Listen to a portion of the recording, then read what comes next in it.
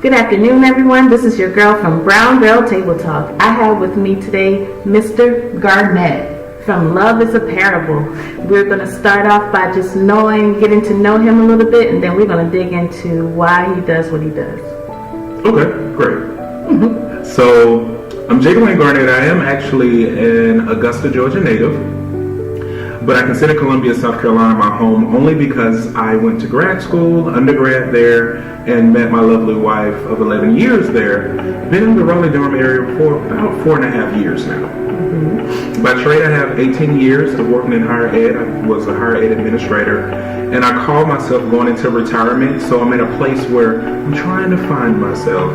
It may be a midlife crisis, I don't know, but one of the things that I know that I enjoy more than anything is I feel like I'm purposed to do our nonprofit, Love is a Parable.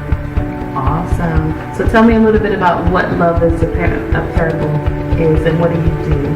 Okay, well, actually, if I tell you the true story, Love is a Parable is the DBA for Alton Dwelling Place. DBA is doing business as Alton Dwelling Place Incorporated. Actually started in March of 2007. And we sat on it for years. Just sat there. And my wife and I were having a conversation about potentially launching our nonprofit in about May of 2017. And we sat down and we said, well, the very first initiative that we want to start seemed like it should be Love is a Parable. Right. So we started the initiative, and before we knew it, it morphed into its own thing, where it essentially became the organization. And so we said, you know what, we're going to do a DBA as Love is a Parable, and Alton Dwelling Place will just take the background. But Love is a Parable is about promoting love. Our whole goal is unity. Okay. We believe that the one place or the one way to unite us is through love. But Love is a Parable has actually developed a learning paradigm to identify love, because if you really think about it, love, or the understanding of love, has become so convoluted over the years. Okay. And so many different people have their own perception of love. Right. So the best way to deal with that is we created our own definition of love. Okay. And what is that definition? We actually believe that love is a phenomenon that consists of 4 elements. That it must be an emotion, a gift, a resident, and a spirit. It has to be all of those 4 things at one time to be considered the phenomenon known as love. Wow. If it's missing any of those things, it's not love. And the best way to help people understand how love truly operates, when was the last time you heard someone blame water for bad lemonade? Nobody. They usually blame what? The lemons? The sweetener or the lemons, right? Right. Well, we do the totally opposite when it comes to love. We blame everything that comes in the name of love for love versus those elements. Right. If you really think about it, love isn't the problem, people are. Right. And so we help people give love its identity. We go through these phases of where you start dealing with the negative isms that we have within us. And all of us have some stereotype or some type of biasness that we give into. Right, absolutely. Whether we call it tradition or it's some type of learned behavior, either way we have it. Right. So it's the confronting those negative isms in your life. And some of them may be innocent, and some of them may be very dangerous because they cause more issues. Right. And after you go through the phase of ending the negative isms with yourself, you go through another phase of basically what we call Dear Backstabber, where you identify a place where you felt that love abandoned you. Right. And you figuratively or literally write a letter to that place or that incident that happened. And then we have indebtedness, which is basically an ode to your uniqueness, right, to appreciate who you are. Right. And then we go into the random acts of kindness. So we teach people that love answers, opens, and lifts through those first three. And then you go through action, which is the random acts of kindness that go on a wide spectrum.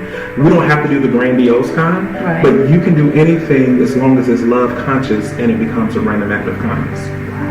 I I need to go through your program. We just tested it. It's funny, we just tested the curriculum. Okay. Because it really is an 8-week program. Okay. Where it consists of actual lecture. Then there are 40 days of affirmations. Okay. Then there's one major love project. Okay. And then it's a graduation. Amen. I like that. You know, you sealed the deal because a lot of times, even with my children now, I am trying to teach them whatever you put out is what you're going to get back. If you're going to put out that energy of love and positive and support, you know, that's what you're going to get back. But if you're negative about everything, or this is not going to happen for me, then that's what you're going to get back. Exactly. So I think that this is a great foundation. I mean, I'm just right here, right now, I almost got goosebumps because I'm literally thinking about how your program is going to impact marriages, single people, because a lot of people feel like, oh, I'm single because of X, Y, and Z. Sometimes you're just single because you don't know how to love. You don't know what love looks like. You think it's supposed to come in a certain box wrapped up with a nice bow on it or what have you. Right. And we've been hurt in so many different ways that we kind of desensitize, like you said, how love really supposed to be or even feel like. And then sometimes we are in homes where we never, we know that our parents love us, but they didn't necessarily express it in that way. So that makes a lot of sense. And I think that, yeah, I'm ready for the 8-week program. I mean, I'm a lovable person. I'm very caring.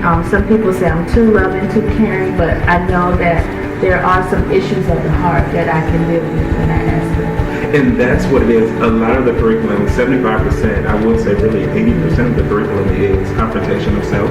Okay. And that's one of the things, and when you talked about what we call areas of where there is love heard or a lack of love, we call it love deficiency. And so we try to restore love in areas of love deficiency. And so we deal a lot with that. And one of the things that is so different is we do combat the Greek philosophy of love, that there are 4 or 5 different types of love. Right. We don't believe in that. We believe that there's only one love, and it's the same love. Right. Meaning the love that I have for you is the same love that I have for my wife. Right. But I am romantically attracted to my wife and committed to her. Right. That has nothing to do with And love. it's your level commitment Right. is separate. Right. Commitment, romanticism is separate from love. Okay. And a lot of people have struggled with love because of the Greek philosophy of romanticism or erotica. Right. We associate, anytime we think about love, we're really thinking about romanticism.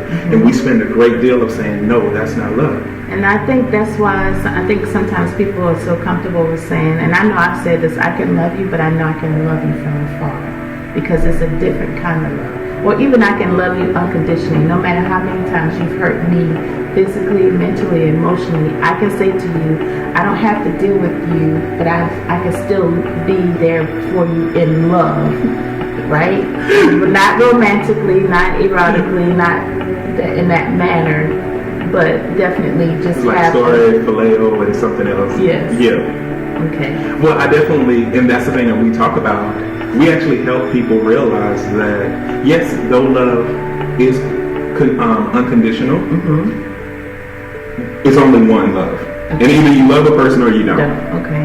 And it's okay to not love a person. Oh, wow. And we've been conditioned to say, no, you gotta love everyone, but you don't know everyone. Right, because the Bible says love him as, love Christ as you love the church, and Right. love everything. Is like the greatest of all is love. You have all the other beauty too, but the biggest is love.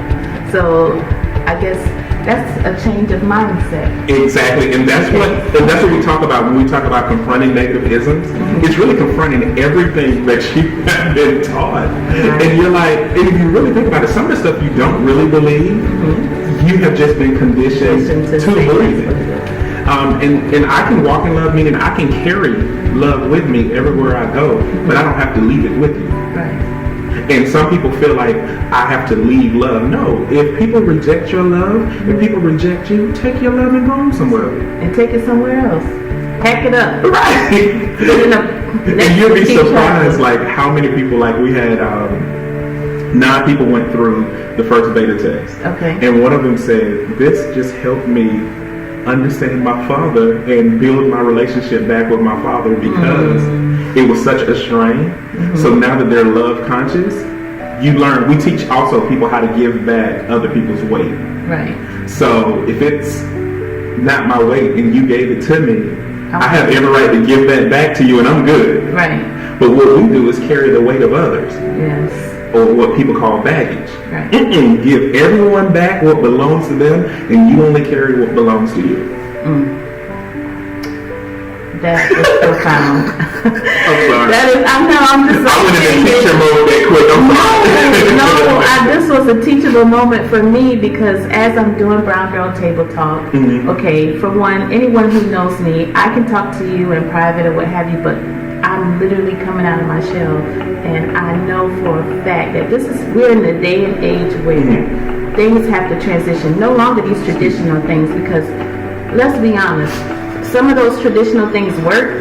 You know, patting your feet and stumping your hand, that worked for a while, but now it's at a totally different level. And even, you know, I've even heard, you know, older people say, well, the children just not the way they used to be. Well, things change and people are evolving. People are becoming more aware and more woke, as they say, right, to what's going on, and not believe that what, you know, everything that was taught to us doesn't necessarily mean that it was right. And so I feel like there's, you know, some of the baby boomers are having a hard time with that, and some of the elderly are, because they're like, well, this is what we taught you, this is what our foundation is. And the foundation is not to say that it's not okay, but some of those things we have to take and learn and know that they're not what they're cut out to be. And the funny thing is, because a lot of people talk about the millennials, and to be honest, I'm the oldest of the millennials. So when I hear that, a lot of times I hear that a lot of people don't realize that just because you're uprooting tradition doesn't mean you're wavering. And so we have to understand that part. If you really think about it, this generation has brought a lot of things to the forefront that we used to either sweep under the rug or act like they don't exist. And this generation, like things were taboo. Right. And this generation is really talking about, no, this is me. This is me, this is a part of me, and this affects me, and we need to address it because it's important to me. And so I really do like that, but a great deal of Love is a Parable deals with that, meaning you can accept something without the emotional baggage. Right. So do you see, I know do you have a portion of your program where you'll initially be helping or assisting, or young people can be a part of your program, meaning like 15 and under? Yes, we actually had 5 youth who were a part of the beta testing as well. Okay. And my daughters were 2 of them, so they're 7 and 9. And the one thing that I learned from them more than anything is that we're going to have to do a modified curriculum for them, because all they needed to know was walk in love, act in love. If it's not one of these tenets of love, then I don't need to do it. And so we definitely want to couple that with the anti-bullying, but also self-discovery and self-identity. Yes. Because the great walk with love is discovering who you are and being okay with that. Right. Like a lot of people say things like don't speak bad about yourself, but really it's not bad, it's just the truth. Like I'm a fat male, I'm sorry. That's just the truth. I'm a little thick too. But people say don't call yourself fat. No, you can't tell me not to call myself fat. It's the truth. Right. And so we add stuff to like fat is an ugly word. No, fat is not an ugly word. It is a description or a substance, and I'm both. And it's okay, and I can move on with it. Well, your fatness is full of love. There you go. And I'm just sitting there. Your wife loves it, your children love it, and that's all that's important. Right. You love it. Exactly. And that's all that's important, right? Well, I think the first part is just identifying it. Identifying it and accepting it as is. Okay. And we have to, it's a lot of things that we add extra emotion to, and so we go through a process of detaching that. Okay. At the end of the day, You are a young woman trying to do the best, right? That's it. But what we do is, well, describe best. No, that's not your prerogative. Only you can define what best is for you. That's not my job. Okay. So if you say you're trying your best, I take you at your word. And so it is a lot of detaching and getting rid of those misnomers as associated with maturity. One of the things we have talked about, if you really think about it, adulthood is nothing more than an old child. You never stop being a child, but you learn to be an adult. So you carry those same childlike behaviors into adulthood and you modify them and call it adulthood. Right. But you're still a child. Which means also too, with me learning more about the elderly and gerontology and gerontology and as a whole, you turn back to the childlike state as you get older.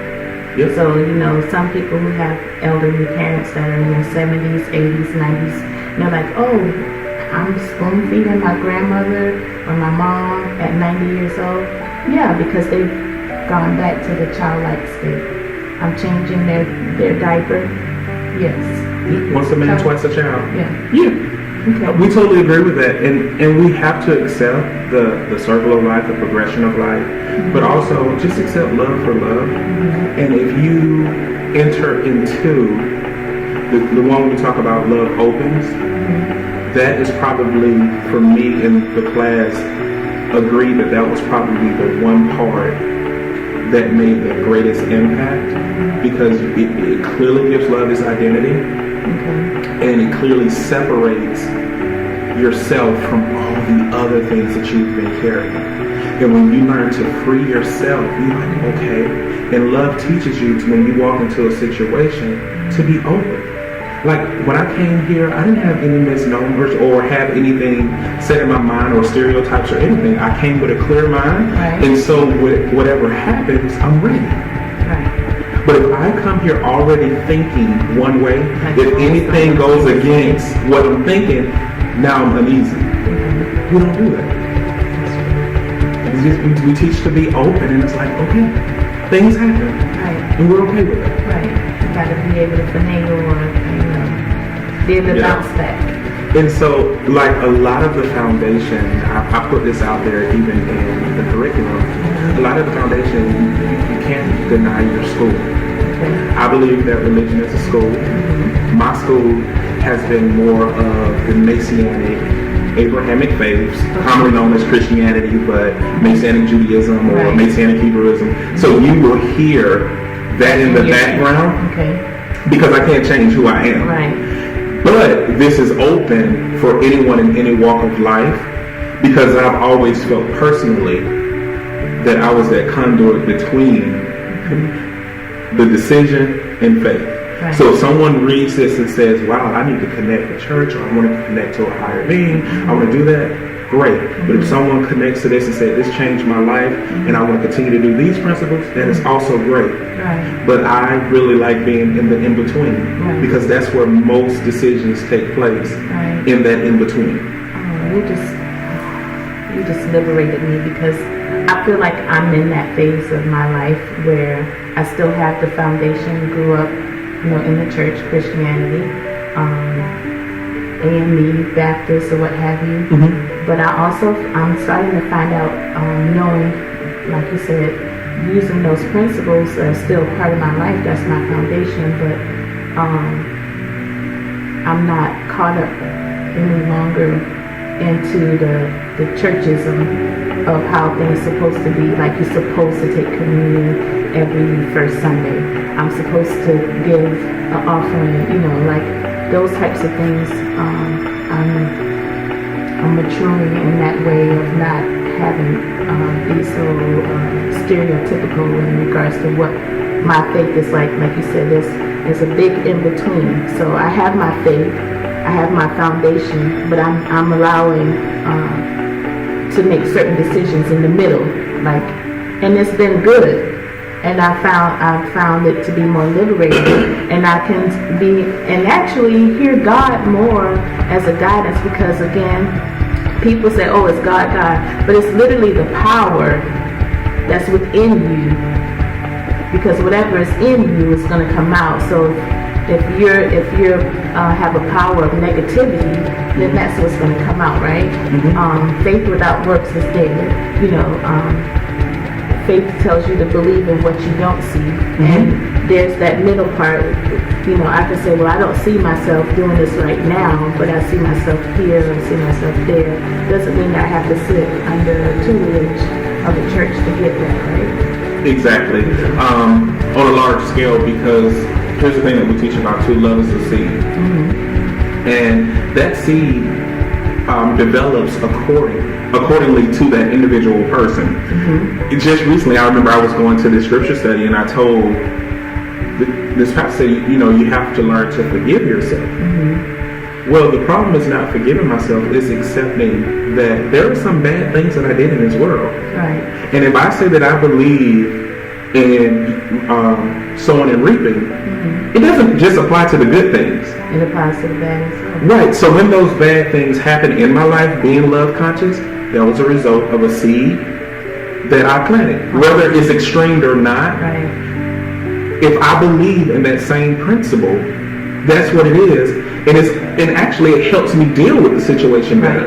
Right. Versus saying, why does this happen to me? I do this, I do that, I do this. But guess what? There are some things that you have done. Right. And you got to own it.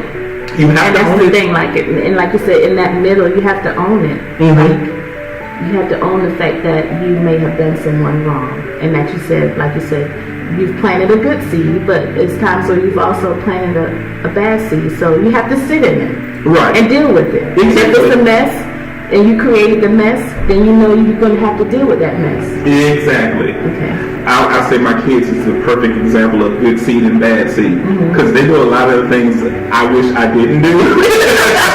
I think that's all the children now. They like so bold with stuff. Right, and you're like, yeah, I messed that seed up just a little bit from that way.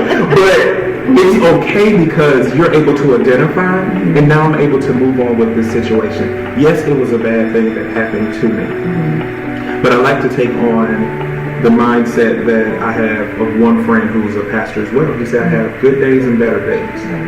And so it's the same thing. Today was a good day, but I know that there's opportunity to have. Right. And so Love is a Parable teaches a lot of that. And one of the things we talk about in the Love Live section is elevators. Okay. And we go into a whole thing about elevators. But one of the things that stick out is that sometimes when we get on an elevator, we don't even press the button to go up or down. Right. Why does that happen? Is that a moment spiritually, physically, emotionally, mentally that we need just to reflect? Or are we afraid of ascending? But we all have those moments like, wow.